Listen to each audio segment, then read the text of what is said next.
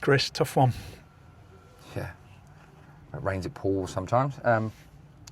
Hard one to take in the end in terms of result, but I thought for the second sort of remaining 60 minutes of the game, I thought we were brilliant. I just had a really good chat with their manager. He's a great guy. They've got two really good coaches, Paul, and really good people, and they've got a really, really strong team again.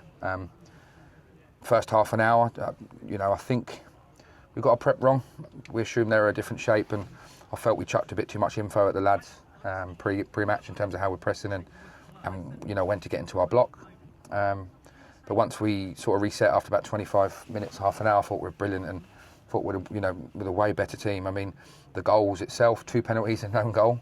Our goalkeeper's not had to make a save against, in my opinion, one of the much better teams in the league. So it's a hard one to take in terms of result, but it's a performance business, this, in my opinion, and if we keep performing like that, especially the second 45 and the second half, we'll be in a good place. So. There is something about attacking the canal end. We're always better in the second half kicking that way. What do you think that is? I don't know. We've discussed it on the bench. We think there might be a sneaky hill here that no one can see because of the infrastructure around it. But this, I don't know. It could be because the majority of our fans are that end. If we're going to work out a percentile of fans, it's probably 85% are there and they don't move. So there has to be something linked to it. Lace is always good that end. Listen, he made a bit of an error for the second goal, but I can't be any more superlatives about him. What's that, 5 now? Yeah, scored 5 already and 3 assists. He's been involved in every goal we've scored so far this year. Disappointing how the penalty was given away. I mean, there was instructions to the goalkeeper where to kick it, and he's kicked a bad one, bless him, and then he's come and rushed out. I actually thought he was going to put the player for diving, and I think everyone did, and then he changed last minute. But it's one of them. I don't think you need to come out. You don't need to commit, and it's a good penalty. But listen, like I said at the start, if we keep performing like that, results will inevitably come. This time last year we were scoring them late winners, and that's never going to be repeated. 20 points in the last sort of 4 minutes of game. So, listen, it's like I said, it's a performance and results business, but you ain't ever going to get consistent results unless you perform like that. So. And you've talked a bit in the week about the new philosophy, the new structure, how you want to play. Just say a little bit about that for the supporters. So, just to summarise, obviously we finished on such a high last year. We won 9 out of the last 11. But every single one of them games we had less than 35-40% of the ball.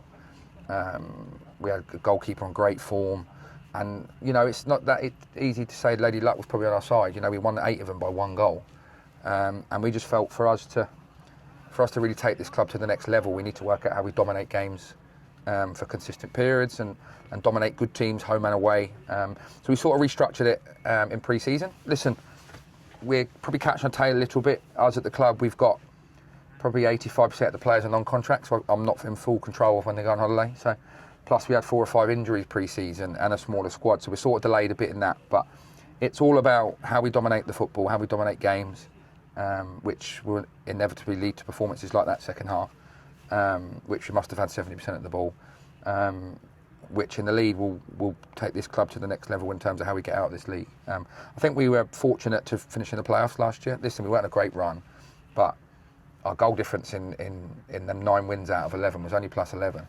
And I just felt to really sustain us as a step-free club and then how we look up to try and progress to the next level. It's about creating a football culture here, that this is how we play. We've always been really dynamic and we can sort of do both, and we're a bit direct and we can pass it. But unfortunately, that's when it doesn't work, it doesn't work, So for us now, it's a lot more possession-based and it's going to probably take another 6 to 8 weeks to really refine it, and there'll probably be some personnel changes towards the end of that. Traditionally there might be 1 or 2 in and out come end of September. We sort of earmarked end of September to be ready and primed, to really take this place to the next level. So that's the plan we're sticking to. That's perfect, Chris. That's why you're the manager and I'm just a supporter. I'm still dark about losing to 2 penalties and an own goal. I know. Well, I'm not that good of a manager because I've just lost 3 on the spin. So we'll see you at Chippenham next Saturday. Cheers, mate. Thanks, mate.